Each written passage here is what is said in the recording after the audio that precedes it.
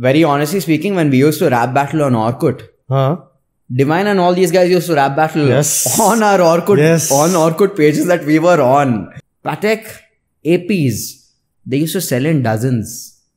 300 rupees mein, 400 rupees mein, 500 rupees mein. And he used to auction watches from his shop. पैसे बना के पेट इतना बड़ा है तो क्या है फायदा boss? You can't do anything. कैसे बैठेगा फरारी में? You can't get in. Bike चलाना है कैसे चलाएगा? Hello and welcome guys. Today we have a very creative guest with us, Mr. Tarun Oblum, who likes to be called a shoemaker. But as per me, he is a very artistic person who has a very different vibe to him. So let's get to know him first. Thank you for being here, Tarun. Thank you so much for having me. And let's just dissect into your mind. Sure. Let's see who you are. So I am Tarun Oblum.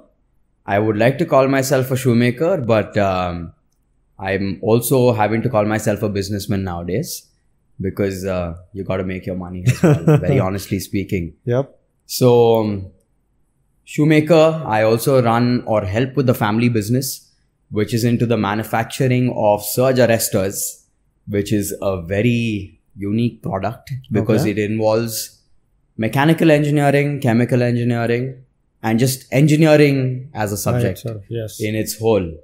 So to have studied shoemaking, so I'm formally a trained and educated shoemaker by profession. From a house of engineers. From a house of engineers. Yes. But when I look at it, even shoemaking to me is some sort of engineering.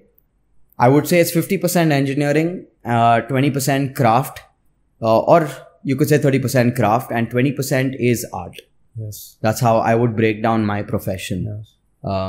But yeah. So the major reason I got in touch with you was we have similar interests. Sure. Okay. Yeah, I'd be agree. It sneakers, be it vintage stuff. Right. I may not put it on myself, but I like to collect a lot of vintage stuff. I have my ancestral passed on watches. Right. I love leather. Right. I love denim. That's speaks a lot. That's a very interesting denim has a different history of denim is something I truly love. Yes. Artwork and biking. Right. So let's start with the shoes. Sure. You've got a couple of pieces. Right. So tell me about shoemaking process. Right. Not just how a shoe is made. Let's just say we've been interacting now for quite some time. You have a meager understanding of what I am and what my tastes are like. So let's just say I walk in your door and I say I want a shoe. I'm blank. Help me out. Right. So take me through the process of how you actually come up with the design and execution. Before I start with the design and execution, I come from a very interesting place. It wasn't always that I wanted to make shoes like this. When I was in the 8th grade in school, I went to HPS. Okay. What really drew me to shoes was sneakers in particular. And that is because of hip hop music. And why hip hop? Why I used to love hip hop, but I also used to rap. Okay. And I also used to produce music. Lovely. And we also had a crew called 3-Way Swag. And we used to make music and record music back in the day. So when it came to hip hop, it was not just the music, it was the way people dressed and expressed. It portrayed a certain lifestyle that I wanted to emulate as well. Obviously, I couldn't afford the chains and all that bling, but I could definitely afford an entry-level sneaker, which was the Air Force One. Okay? Classic. But before the Air Force One, we never even had a store in Hyderabad that used to sell. We had one Nike store in Panjagutta mein tha wo. And there was one called Planet Sports on the way to your school. Right. So that was it. But my first shoe was a Puma that I bought in Bangalore. Because Bangalore, no, it was the Puma basket. Okay. So Chicago, they had different sneakers based on different cities. So I remember I had the Chicago, and I remember going to Bangalore with some little bit of money because it was a holiday. Okay. 4,500 rupees is how much I spent on my first sneaker. That was in which year? Yeah, I mean, it was in my 10th grade, I think. It was not a lot of money when you think about it in hindsight. But for me, that purchase, going all the way to Bangalore, going to that store, picking out the shoe that I wanted it, and keeping it clean for many years to come after that. Not just that, possessing that box. Yeah, possessing that box. So that is what drew me to shoes. And then it was sneakers. Then obviously Air Force Ones, when I think at a time in Hyderabad. That was a flex. No, I don't think anyone had sneakers, man, back then. Yep. So I knew like we had like a few friends in the hip hop sneaker community. Dude, I think I had more Air Force Ones than anyone back then. Now, unfortunately, I haven't kept the collection with me. I just have a few pairs left. Had I still been collecting sneakers, I could have been a nice sneaker brand also. I wouldn't be a sneaker brand. Connoisseur, but I would have turned that into a business. True. So that being said, if you walk into my store and I see you, right now you got your New Balances on, I can connect with you even on that level. Yeah. So I'll also be able to make you something that you would wear in terms of a formal shoe. Yeah. So I understand where a modern child like sneakerheads or new streetwear culture is. So it's good to get an understanding or have an understanding of that, because it helps me design something that you will use today. Yep. So if you were to walk in, I would see, so I do a lot of vintage inspired work, and I like a little bit of flamboyance in the works that we create. So green shoes, I don't think anyone was making in India when we first started. Burgundy shoes, nobody was doing them in India. Now they are. It's a trend that has trickled down from the European market. But there's a certain way to do it. There's a certain way that makes it look rich. There's a certain way that makes it look cheap. Yeah. It's a fine line. That's and the if you difference. do it right, it speaks, like in the watch market, they say, ancestral passed on money, like the money or old stupid money. New money. Yeah. Old money is always class. I mean, I grew up in Eramanzil colony. Yeah. Right next to Banjara Hills. Yeah. So the property that we were living in used to belong to one of the Nizam's commanders. Okay. So my great granddad bought that in 1960 from them, 1965 for 3,000 rupees. So cheaper than a Rolex. Yeah, nothing, man. Back then, घर के सामने there was a shadi khana, a very old shadi khana, which used to belong to one of the commander's wives. Okay. It had horse stables. They had a swimming pool with gems encrusted into the swimming pool. और घर का terrace से I could see Eramanzil Palace. क्योंकि कुछ भी नहीं था उधर. ताज कृष्णा बना रहे थे, बाद में बनाए, शुरू किए उस पे काम. और घर के सामने, so there used to be only mango plantation. So it all used to be a part of the Eramanzil estate. Okay. जो palace है अभी भी, it used to be 600 acres apparently. Mango trees everywhere. Slowly it started developing. So around me, I grew up around old Hyderabad. Yes. Old Hyderabad was always around me. And the Nawabs back then, Hyderabad royalty, classy guys, man. Class. Always. Paise the sabke paas. Yes. And they knew how to use their money. They always dressed fine, wear fine, and live life very well. Yes. So yeah, nothing, and even now till date, if even your house, I think reminds me of old Hyderabad with the stonework and everything that you don't see anymore. सब लोग घर भेज दे, घर भेज के apartment बना रहे सब modern, but that essence of nature blending in with the modern slight touch of it speaks volumes of your taste. It's a thing of beauty. Yeah. Hyderabad had a lot of it. Yeah. Unfortunately, now it still does in parts of Begumpet. Very few. I mean, back in the day, if you used to drive around Banjara Hills also, such beautiful houses. Yeah. But now everyone breaks it down and builds an apartment. मेरा घर को भी वही किया अभी घर को demolish करके मोर आदित्य बिरला मोर का building बना दिए उधर. So it's sad. Yeah. And So I got into sneakers. Maybe same thing when I was probably around 8th grade. Right. But no money. Right. So humble beginnings. Back then we could afford only school shoes. So my school shoes were my going out shoes, were my going to wedding shoes, were everything. Right. But that spoke quality. Right. My first shoe was the original Adidas classics. You get those hard studs. Right. My granddad was into football. And he used to work in Saudi. Right. Those are the first shoes. I didn't know what those were. Interesting. But I used to wear them out everywhere. Right. It would hurt. Right. But I'd wear them. And then 2-3 years later, I realized these are soccer shoes. Right. That's when the whole story started. And if any sneakerheads are watching this, they'll probably know it's a rabbit hole. Right. You buy one, you keep buying. You can't stop. Like every other hobby that you can have. Yes. If you go to the depth of it, they're all rabbit holes. Yes. But also I picked up the habit because my mom always laid emphasis on this one thing. If you want to judge a man, judge them by his footwear. Not with the brand that he's wearing or the quality that he's wearing, with how he maintains it. Yes. So nowadays, there's a difference between sneaker enthusiasts and sneaker collectors. Right. I agree with you on that. So you have been in the game much more. Right. This thing, and it is your bread and butter, you can say. Right. Yeah. So can you shed some light on that aspect of how the market has changed and how the consumers have a big role to play rather than the suppliers? Sure. I completely agree with you that you can judge a man by his footwear. As someone who comes from a working family where my granddad, a man who's 85 years old, even goes to the factory till date. As a young child, I would watch every man leave the house with his shoes polished. Yep. My granddad's... That old brush and exactly. dye. He would always be dressed in safari suits. Polyester, unfortunately, because it was a thing back then. Yep. Polyester safari suits, I still have photos, I collect them. Safari suit, black Oxfords. Man purse? Well shown. Man purse? Leather man purse? Yeah, everything. The works. Yep. And a gold watch. And shoes shine.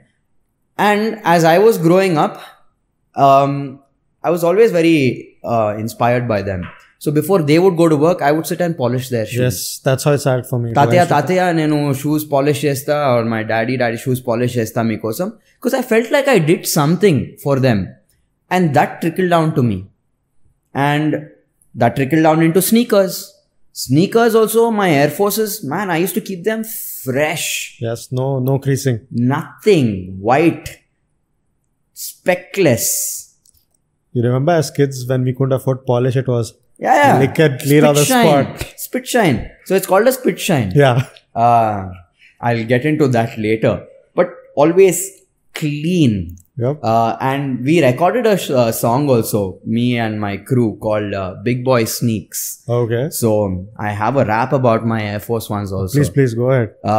You can call them ices, they're priceless, timeless, the nicest. If you don't own a pair, you're already in a crisis. Mirror, mirror on the wall, who the fairest of them all? Swooshes on my right, yes, my Nikes are the widest. Call me what you wanna, but don't fuck with my ices. See them in my night dreams, every minute I wipe them, this is how I like them. Damn. So that's my rap about. So safe to say Hyderabad had hip-hop culture back then. Back then, yeah, we had a few crews back in the day.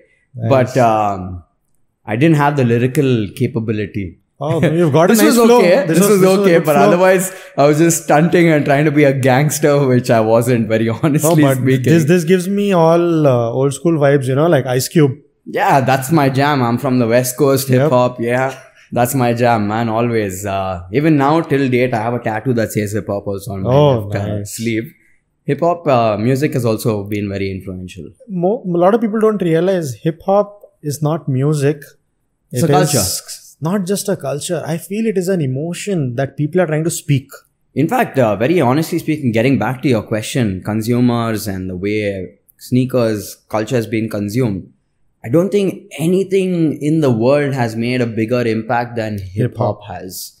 It was considered nothing. It's almost a religion right now. Streetwear, sneakers, shoes, watches, jewelry, hip-hop. Hip-hop has created that. Eyewear, you forgot that. Eyewear, yes. The classic Biggies, Versace's. Till date. What's a Versace if it wasn't for Biggie? Yep. What's a Patek if Jay-Z is not wearing it? True. What's a Cartier if Cartier is not seen on a... Even these Adidas superstars were nothing without the crew. Yeah. Without and look at the big signs. Look at Dior signing up with Nike. Look at Tiffany with Nike. It's incredible. But that being said, why did I leave? Why did I not want to be with sneakers anymore? Is the way they're being consumed. Yes. I used to be on Complex magazine every day and I would keep track of what was dropping. Dude, now they're like 5 drops every day. How do you keep up with Leave that. There's a midweek drop. There's a shock drop. You can't, man. Like, I can't afford that. Yep. I can't afford buying a new shoe every goddamn day. Not just that. I feel the whole essence of the real people who the shoe is made for, it's not reaching them because of the whole reselling culture. Yeah, people with the money are buying it, and the people who actually are for the culture will never be able to buy it. So that drives up the value of the business, but are the actual consumers, the actual guys who are helping it, getting reach to that product? No. Which is a shame, and I feel that's the saddest part. Also, look at the prices. Ridiculous, man. Like, everything is made in Vietnam. Come on, let's be honest. Just because you're calling it Tiffany blue, you not can't... just that, you'll find gum marks even on those. Yeah, exactly, dude. Like, you can't charge 4 lakhs for a goddamn sneaker that's made in Vietnam. Out of half-assed leather. And I was in Vietnam last week. And in the grey market, on the street, they're selling the same shoe. The off-whites and everything. They're all made in the same factory, let's be honest, okay? You'll see one, like, small mistake. Yeah. But how does that make it like a 3,000 rupee shoe and that like 3 lakhs? Yep. But it's good to see culture and like hip-hop trickle down into high luxury nowadays. It's very interesting. But then again, that's not hip-hop. That's not hip-hop. That's not hip-hop. To its sense, it's not. And even hip-hop music is being consumed in a way where it has more of a catchy beat or a famous producer on it or a famous singer. The real story essence has taken a backseat. Yeah. It's the... If you're a fuckboy, you're going to make it in the industry, bro. If you have real lyrics, nobody cares. But then if you go back, let's talk music for a bit. Sure. 50 Cent's first album. Yeah. You play it now at the clubs. Man, people still lose their shit. See, that's the kind of person I'm like dressed like this. But if I'm going back home, I put a banger tune on with my windows rolled down. And I feel like a boss listening to that music. It's just an emotion. It's nothing that the new music will be able to do for me. Because also we were growing up then and we were young. I was 18 and I was like hormonally imbalanced, like raging. And these songs made you feel different. And we were in Hyderabad, but we felt like gangsters. Gangsters because at the end of the day, hip hop was being made by gangsters. Yeah, exactly. So yeah, it's something else. The emotion. And what do you feel about the music being made by these young guys, like mumble rapping and stuff? What do you feel about that? I don't really listen to it. So because I listen to hip hop, now I listen to a lot of UK grime. That's Stormzy, Skepta, Wiley. Drill? Not so much drill. But I am very diverse in my music taste. So like I consume music also as an art form. So hip hop is something that is always there in my heart. So yes, bass music always plays a very important role in my taste in terms of listening. But I will also go to a techno gig in Hyderabad to support the music. Also sometimes I enjoy like drum and bass, jungle. Oh, nice. But I also listen to jazz because I also collect vinyl. Yeah. So at home, I listen to jazz. Nice. But that being said, I also love a Nusrat Fateh Ali Khan. Class. Kailash Kher, Sufi, class. Ravi Shankar. That's the thing, right? I don't put that myself was true in music, a box. not copied. Everything was I don't like heartfelt. to put myself in a box. Art is endless, consumed across genres. You can't say that's the thing. I can't say I'm only a hip hop guy. Yeah. I listen to rock also. I listen to Qawwali also, Sufi also. Yeah. So that's the based thing. on the mood. Yeah, it's based on the mood. It's based on what I'm feeling. Yeah. Yeah. So what is your take on, do you listen to any Desi hip hop? No? Yeah, man. Like some underground stuff. Yeah. I'm not talking the Bollywood Badshah stuff. Very honestly speaking, when we used to rap battle on Orkut, Divine and all these guys used to rap battle on our Orkut, on Orkut pages that we were on. Like we've all seen him. We've seen him grow up because they had a crew, Mumbai's Finest. So I remember watching Mumbai's Finest rap battle with us. We used to rap battle as well. I used to rap battle on Orkut. So to see where they've come to, incredible. But it's also sad to see some of the originals left behind. Like Divine's made it. Nice, he is struggling. Yeah. Then there were these guys called Machas with Attitude from South India. There was sorry to cut you off. There's this really famous rap that had gotten viral when YouTube was new. Welcome to India. Welcome to India, Yes. where the cows eat hay and we drive auto rickshaws every day. These guys were American though. They were Okay. not from here. Okay. MC Vikram and Ludacris Yes. Krishna. They were American boys making Indian style hip hop. Yes. But there was one crew even from Hyderabad. What is his name? Muddassir. They had a lot of like big tunes back in the day. There was like 3 guys, T and UK. The new urban kid Shashank Raju was his name, Mubashir. And there was another guy, man, I forget his name. They actually, if you go back in time, they were producing their own music. they're producing their own music and making bangers. Crazy. Like even now, my boys and me from back in the day, we put some of these tunes and we're like, "Arey, bro, it's like a different vibe altogether." Nice. But it's nice to see. But like again, it's very centered on like a few artists, mostly Bombay artists. Yes. I feel like Telugu or even Dakkani hip hop right now is doing really Yes. well. Slowly Pasha Bhai from Bangalore, I think. Yeah. Insane, man. But it's just like it's a little localized, the language. So it only stays within a certain area. It's regional. But I think it's great to see if I wasn't going to be this, I would have wanted to be a musician one day. Crazy. That was my original plan. So we used to go to the studio and everything as well. Pay 500 rupees for some random dude sitting and recording us. But it's great. It's great to see culture thrive. Yeah. It's inspiring. It showcases It a future. also gives hope that, Yeah. our artists can go global now. Yeah, man, it's incredible. It's incredible. And it's good because the young youth, they don't have to, if they don't have anything in life, at least they have an art form to look forward. Yes. Like you can take underprivileged kids and if you give them a skill, teach them how to produce music, teach them how to rap, and they have something to look forward to. So, sneaker के बारे में बात हो गया. Your shoes done, watches done. I think there are many more things you and me get along well in, and Right. the next interest is watches. Right. Another rabbit hole, but that's not dead investment. If you do the right purchase, yeah. Dekho boss, the thing with watches is I don't look at them as an investment. They have become an investment in the recent 2-3 साल में. Yeah. लेकिन when I look at a watch, अभी मेरा watch जो है, it's a very old watch, and I have a watch guy in Nampally. His name, I forget his name, but very old watch guy. Recently उनको heart attack हो गया था. So he's not sitting at the watch shop. And Karim Ji is my watch guy. Okay. And I used to go to him every time I go to Nampally. मेरे को I love old Hyderabad. जो हैदराबाद का तहजीब है वो ये side में नहीं मिलता. पुराना सिटी में मिलता है. नवाबी नहीं मिलता. और that गंगा जमुना तहजीब that they call, no, mix of cultures. Yeah. आपको सिर्फ ओल्ड सिटी में मिलेगा. Yeah. नया सिटी में नहीं दिखेगा. क्या नाम पर ऑल दीज न्यू एरियाज, क्या किराना शॉप भी नहीं दिखता उधर. You go to old city and I used to collect HMTs. Oh. That's my first. It's not like my family collects Rolexes or anything.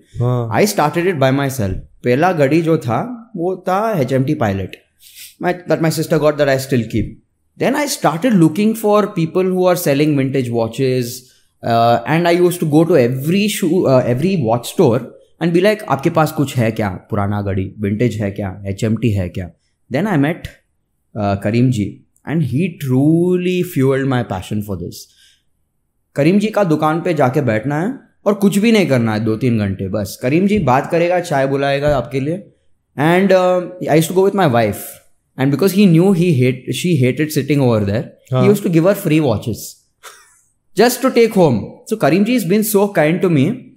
And for me, more than the watch, it is a story around it. Yes. Karim ji is an old Nawabi guy from Hyderabad. जो उनका दुकान है नामपल्ली में, next to the criminal court. Actually, एक area जो है पूरा belongs to him. तो वो he's a landowner. Okay. लेकिन you know क्या है, he used to love watches, so he used to sit next to a watchsmith in old Hyderabad and he learned the craft by himself. And Karimji is a gangster. You'll go see him in his shop. दो wrist पे 2 घड़ी, gold घड़ी. And भाई तो he's easily 50-60 years old. लेकिन बाल एकदम henna के साथ, clean safari suit, and he will just talk to you with a smile. He will never be rude to you. Pan and all that? No pan. Okay. No pan. Because in a watch shop, if you chew pan, you have to spit it. No. Yeah. तो कहाँ पे थूकेगा उन्होंने? तो बैठेगा. And then the beauty of it is, if you go sit in Karim's shop for 1 hour, भाई लोग इधर से उधर से, old city से, नया city से, all random old Hyderabadis will come, just sit over there, drink one chai. और करीम जी क्या हो रहा है?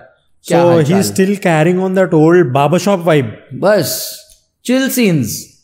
And if you sit long enough, he will open his phone and he'll be like, ये नवाब ये भेज रहा देखो, ये फर्नीचर है, आपको ये चाहिए, शैंडलियर चाहिए, बेल्जियन है. Suddenly you will be like, क्या हो रहा भाई करीम जी, आप क्या दिखा रहे मेरे को? And it is beautiful, that conversation. Yeah. Because of him, I've started looking at chandeliers also now. Teakwood furniture भी देख रहा हूँ मैं. And conversation. करीम जी बोलते अभी भी he's like, आप थोड़ा लेट शुरू कर दिए watch collecting. He was like, निज़ाम का टाइम के बाद, I mean 1950s 1960s के टाइम पे, he used to say Europe से लोग आते थे हैदराबाद को. They used to stay in a hotel for whatever 1-2 weeks. Because nawab stop having an income, no? जागीरदारी सिस्टम जब खत्म हो गया था, पैसे नहीं मिल रहे थे किसी को भी, तो भेजना शुरू कर दिए सब लोग. घर में जो भी है बाहर से जो मंगा के लेके आते थे यूरोप से, शैंडलियर, फर्नीचर, गाड़ियाँ. Used to be like, Europe से आते थे लोग और पटेक और रोलेक्स, और रोलेक्स का बात छोड़ो boss, Patek APs they used to sell in dozens. 300 रुपए में, 400 रुपए में, 500 रुपए में. He used to say, लोग आते थे उनका शॉप के सामने बैठते थे, and he used to auction watches from his shop. He used to say there's a temple in Sikandrabad. कौन सा टेम्पल का नाम भूल गया मैं. The priest passed away. वो priest के पास he used to have at least 100 watches, including Pateks, Cartiers, APs. इतने सस्ते में भेजते थे इधर हैदराबाद में. I mean, when you think about it, it's true. Falaknuma अभी रेनोवेट किए. Yeah. Before the renovation, if you went to the palace, it was just there. लूटते थे लोग. Hyderabad had that. इतना हवेली थे इधर, palaces थे. You've heard of that story where the Nizam was ridiculed for his dressing sense or something, and he called. We had too much richness in this city, so that's the thing. So why did I fall in love with watches? HMT, the story about it, first Indian watch company. Nehru made it so that people could see time on their wrist, and time is important for everyone to be able to see. And now it's a novelty. But even this, Karimji made this for me for Diwali 3 years ago. Okay. He made it. When I say he made it, I went, he had only the dial. Okay. And the dial had like broken hands and no glass on it. Okay. So I fell in love with it. I was like, Karimji, ये चाहिए मेरे को. तो he is like, sir आपके लिए बनाऊंगा मैं घड़ी, दिवाली को आपको दूंगा मैं. दिवाली के लिए ही gifted this. I didn't buy this from him, I didn't pay money for this. I have a similar design, vintage. Yeah, so this is a very art deco piece. Yeah. West End company which was made for India. But the beauty of it is not this. The beauty of it is this. It opens up. Oh, damn. And Karimji sat and made the glass for it, because it did not have the original glass. Polished it, and on Diwali he called me सुबह में, and he was like, साहब आपका घड़ी ready हो गया. And the leather is made by you? The leather strap is by me. And he was like, साहब घड़ी ready हो गया. I went and collected it. Whatever watches I have, when I put this on, it brings a different joy. Yeah. It makes me look at my wrist and I'm like, hey, that's a thing of beauty. It's not how many lakhs or how much it is. It's just what Karimji has done for me. Yeah. So how much of a flex is it when you go out and you are wearing your own handcrafted stuff? The OG Oblum stuff. that no one can have access to.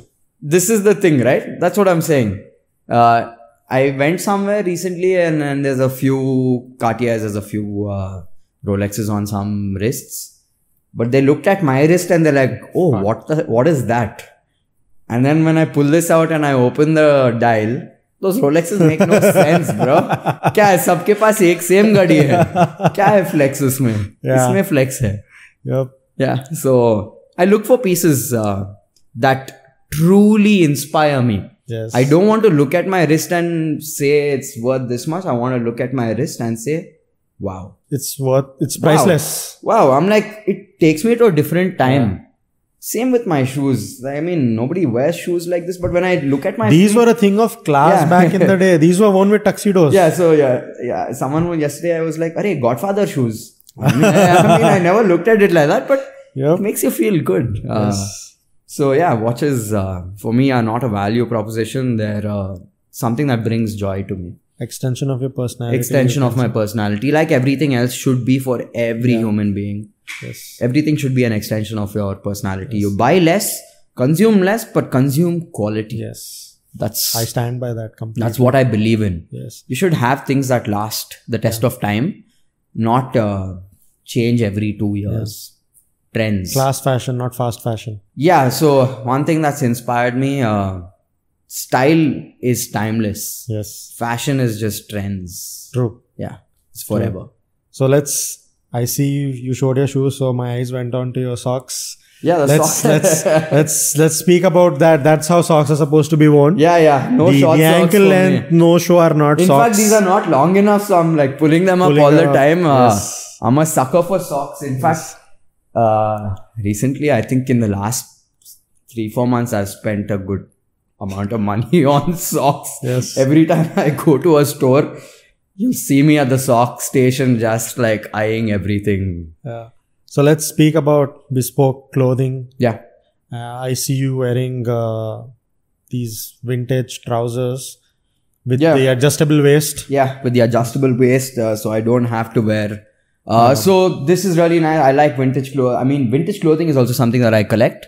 But this is modern, but with very vintage looking inspired fabric. So I have my traditional tailor, which has been Raymond's. So I go there. So my shirt is custom tailored. My suit is, my trousers were made. Another thing I want you to lay emphasis on, nothing beats custom tailoring. Ready-made is garbage. Nothing. Ready-made is garbage. Yes. For the fact that the fabric used is never high quality. Yes. Because it makes no sense to use high quality and mass manufacture. Yes. So I am someone who also believes in knowing what my garment is made out of. So I know for a fact that this is wool. I know that this is 100% cotton. I know this is a wool blend. I know my socks are cotton and my shoes are leather. Oblum. Yeah. So very important for me. And more than anything, I feel good in custom tailoring because it's made for me. It fits me. Exactly. I don't look like everyone else. And even if I'm sitting, even if I'm driving, the clothes fit me well. That's what people miss out on. They want to look good standing in a suit. Yeah. But when they sit, they're the most uncomfortable. Functionality is very important. Functional suits cannot be mass manufactured. Yes. See, again, we live in a city like Hyderabad. You can't wear a suit every day. Yeah. But it's good to own a few pieces. Yeah. True. If the weather's nice, why don't you put on a suit? Or maybe even trousers. So just like how denim has its own market, pleated trousers. Yeah. They need to be brought back. Yeah. I mean, I'm wearing a single pleat right now with my turn up. But that being said, denim, our common passion again. Denim is a very passionate subject of mine. In fact, I've been wanting to go and learn a little more about denim. Making? Denim, again, most denim that you get right now with the elastic that stretches is fucking horrible because that's not it's true got denim. Elastic in it and that's what makes you sweat. Yeah. Good denim has to be raw. And good denim is selvage. Yes. There's some good companies doing it. Cora is a company that's doing it. So I had a couple of custom denim made through them. They bring really nice denim from Italy, some from Japan as well. But Japan is the holy grail of denim and maybe everything in life. Do you stand by that denim shouldn't be washed? I don't. No? I don't. I don't wash anything. Yes. Unless it needs to be. Because I don't wash because I don't go ruin my clothing. Exactly. I take care of it. I take care of my clothing. My denim, I actually don't wash at all. Same. Because I generally wear raw denim. And so it's unwashed. And I like it. The more it ages. It ages. Speaks of a story. Yeah. And coming back to that, I have to give it all to one person in my life who's actually gotten me into all of this. It's my friend Yuji from Japan. He was with me in college in London and then he moved back to Japan. He was the one who introduced me to selvage denim. He was the one who introduced me to fine shoes. Something about Japanese consumption. Workwear as well. Workwear, their ethics, the way they consume. One day, I might just go to Japan next year, man. But the thing is, I want to go there with a lot of money because I know I'm going to end up spending money on shoes, tools. I love collecting tools. Yeah. So they make some incredible knives, leather craft tools. Even their sanding stones, they go to grits that you'll never find in India. Because they want to give you the utmost quality with the denim, no? Yeah. So it's mad. Like Japan is like the holy place for everything menswear. One last thing I want to test and see if our taste match on that. Are you big on fragrance? I'm very big on. My dad actually collects a lot. I am as well. In fact, very honestly speaking, I was cursing myself for not buying enough in the duty free. Yeah. It's never enough. It's never enough. More than fragrance, I use a lot of Old Spice. I'm a very traditional. Before I leave the house, little Old Spice. And I head out because it has that old But that brings back childhood memories for me. Yeah. My fathers used to wear it. For me, it's Davidoff, Cool Water. That's my jam. Classic. Back in school, that was a luxury. Yeah, it was. And Hermes. I also love Hermes. Make some brilliant fragrances. The oud ones? Yeah. But I'm someone who oils hair every day. Okay. So even now, before I left the house, badam ka tel. Okay. And I'll always have a comb in the car. Nice. That it's basically a foldable bone comb made out of horn that I originally bought in Vietnam only 5 years ago. And I actually gave for a movie shooting also for Anna Dagubati. But I never got it back from the movies. But they gave me a good security deposit. So I just kept the money. So I used that money and I went and bought 10 of them. Do you remember those 2-finger round combs? Yeah. I have it. Unfortunately, I use that for my dog now. Oh, it's easy to comb him because he's a retriever and a big fellow. So I just use that. But combs, men should understand the importance of how one should use it as well. Which one goes where? Also a barber, man. I can see your fade. It's fresh.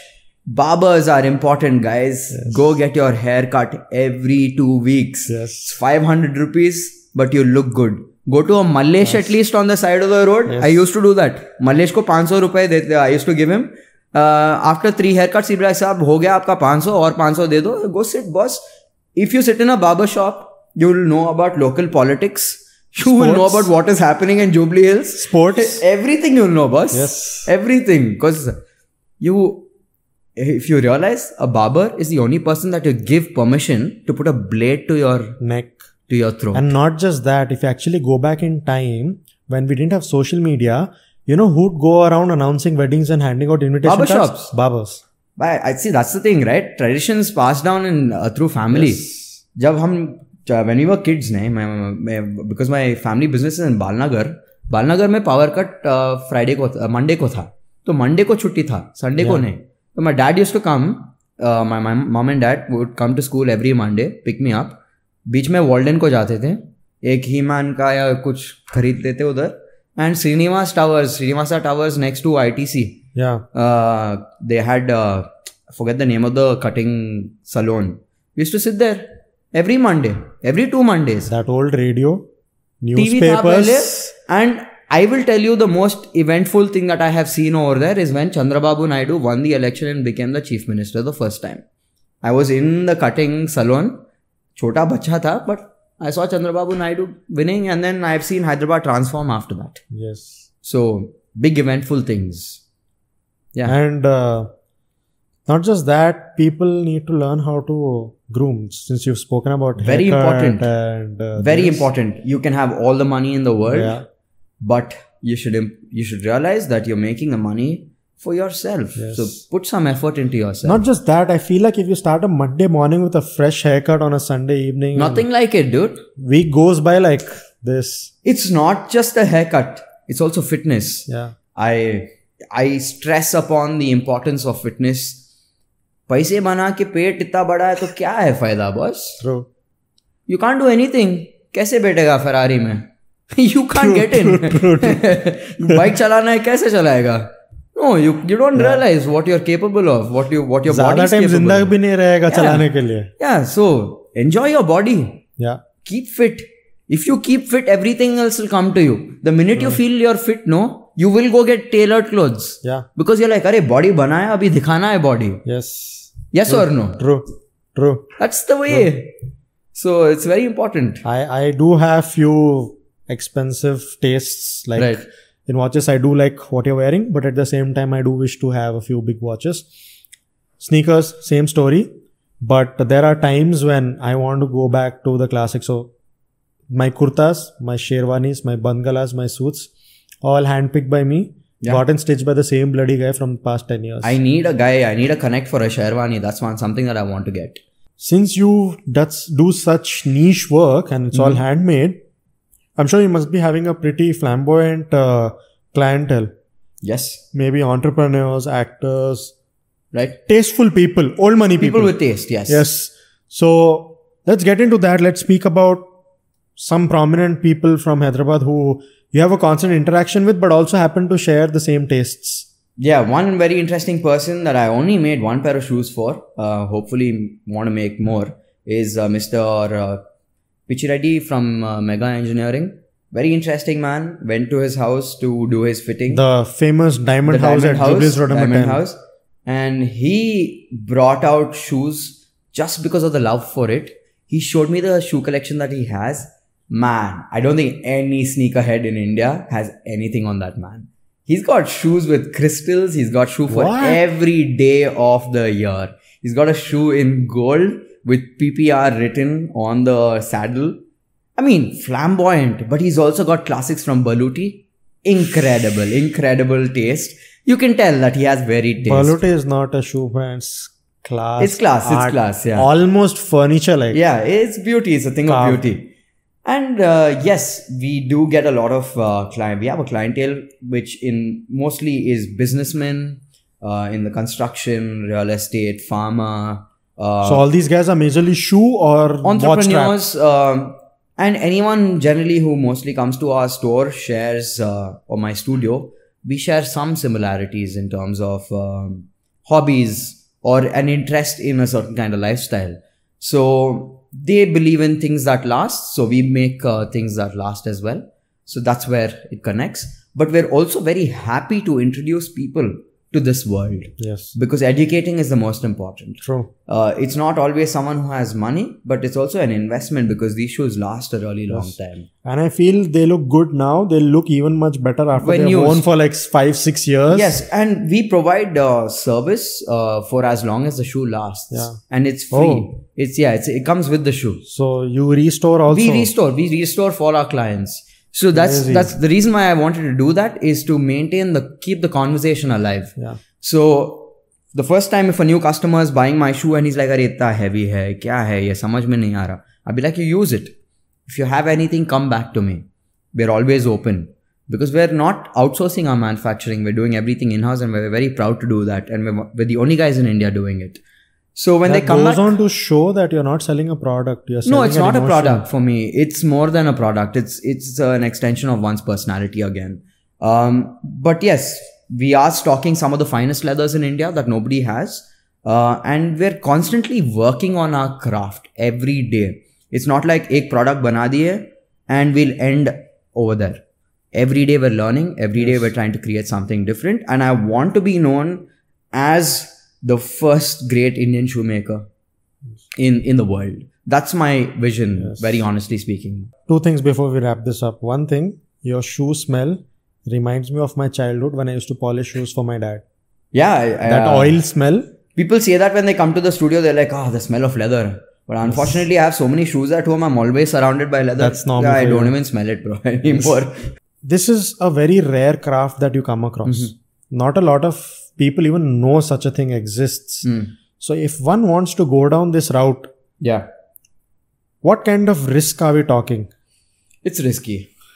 It's very risky. I'm fortunate enough to come from a well-off family to be able to pursue this passion. But if someone were to start something very similar, it's a risk because there's so many manufacturers already. You need to find your niche before you start it. If you're going to do something that people are already doing, then it's very challenging.